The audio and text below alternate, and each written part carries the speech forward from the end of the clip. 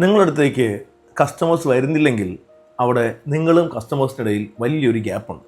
നിങ്ങൾ നൽകുന്നത് ഏറ്റവും മികച്ച പ്രോഡക്റ്റ് ആയിരിക്കാം, നിങ്ങളുടെ കൂടെ ഏറ്റവും മികച്ച ടീം മെമ്പേഴ്സ് ഉണ്ടാവും, നിങ്ങൾക്ക് ഒരുപാട് നല്ല എക്സ്പീരിയൻസ് ഉണ്ടാവും, ഏറ്റവും ആത്മാർത്ഥമായിട്ട് നിങ്ങൾ ഈ പ്രൊഡക്റ്റൊക്കെ വിൽക്കാൻ അല്ലെങ്കിൽ സർവീസൊക്കെ നിങ്ങൾ കൊടുക്കാൻ ആഗ്രഹിക്കുന്നു. പക്ഷേ ഇതൊന്നും നിങ്ങളുടെ കസ്റ്റമേഴ്സ് ആകാൻ ഇരിക്കുന്ന ആൾക്കാർ അറിയുന്നില്ല. അവിടെ ഒരു ഗ്യാപ്പുണ്ട്. ആ ഗ്യാപ്പ് ഫില്ല് ചെയ്യണം എന്നുണ്ടെങ്കിൽ അതിന് നമ്മൾ ഇപ്പോൾ നോക്കുന്ന വഴി പരസ്യങ്ങളായിരിക്കും. നിങ്ങളുടെ കോമ്പറ്റീറ്ററും നിങ്ങളും ചെയ്യുന്നത് ഓൾമോസ്റ്റ് പരസ്യങ്ങളൊക്കെ ഒരേ രീതിയിൽ തന്നെ ആയിരിക്കും.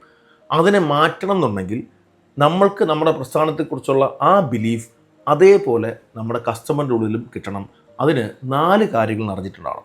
ഒന്നാമതായിട്ട് നിങ്ങളുടെ പ്രൊഡക്റ്റ് വാങ്ങണം, അല്ലെങ്കിൽ അതെന്തോ ആയിക്കോട്ടെ, ആ പ്രൊഡക്റ്റ് വാങ്ങണം എന്നൊരു ഡിസയർ, ആഗ്രഹം നിങ്ങളുടെ കസ്റ്റമേഴ്സിനുണ്ടാവണം. അങ്ങനത്തെ ഒരു ആഗ്രഹം അവർക്ക് ഉണ്ടായിക്കഴിഞ്ഞാൽ അവർക്ക് നിങ്ങളുമായിട്ട് കണക്ട് ചെയ്യാൻ ഫീൽ ചെയ്യണം. എനിക്ക് ഇന്ന വ്യക്തിയുടെ അടുത്ത്, ഇന്ന ആളിൻ്റെ അടുത്തേക്ക് പോകണം എന്നൊരു തോന്നൽ അവർക്കുണ്ടാവണം. ആ തോന്നൽ ഉണ്ടാവുന്ന അതേ സമയത്ത് തന്നെ അവർക്ക് മറ്റൊരു കാര്യം കൂടെ ചിന്തിക്കണം.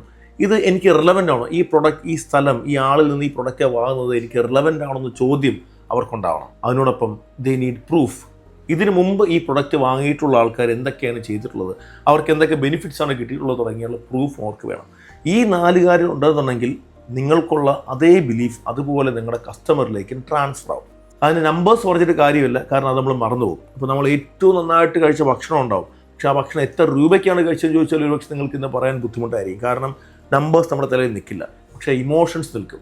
ആ ഇമോഷൻസ് കൂടെ നിൽക്കണമെന്നുണ്ടെങ്കിൽ നിങ്ങൾ സ്റ്റോറി ടെല്ലിംഗ് പഠിക്കണം. ആ സ്റ്റോറി ടെല്ലിംഗ് നിങ്ങൾ യൂസ് ചെയ്യണം. അങ്ങനെ യൂസ് ചെയ്ത് കഴിഞ്ഞാൽ ഈ ബിലീഫ് അതുപോലെ നിങ്ങളുടെ കസ്റ്റമറിലേക്ക് ട്രാൻസ്ഫർ ചെയ്യാൻ പറ്റും. അപ്പോൾ ഇപ്പോൾ തന്നെ ഈ 4 കാര്യങ്ങളും ചേർത്തിട്ടുള്ള ഒരു സ്റ്റോറി ബിൽഡ് ചെയ്യുക. എന്നിട്ട് നിങ്ങൾ കസ്റ്റമേഴ്സിനോട് സംസാരിച്ച് നോക്കുക. കസ്റ്റമേഴ്സിൽ എന്ത് മാറ്റമാണ് വരുന്നത് നോക്ക്. എന്തെങ്കിലും സംശയങ്ങളുണ്ടെന്നുണ്ടെങ്കിൽ കണക്ട് ചെയ്യാനും പഠിക്കണം.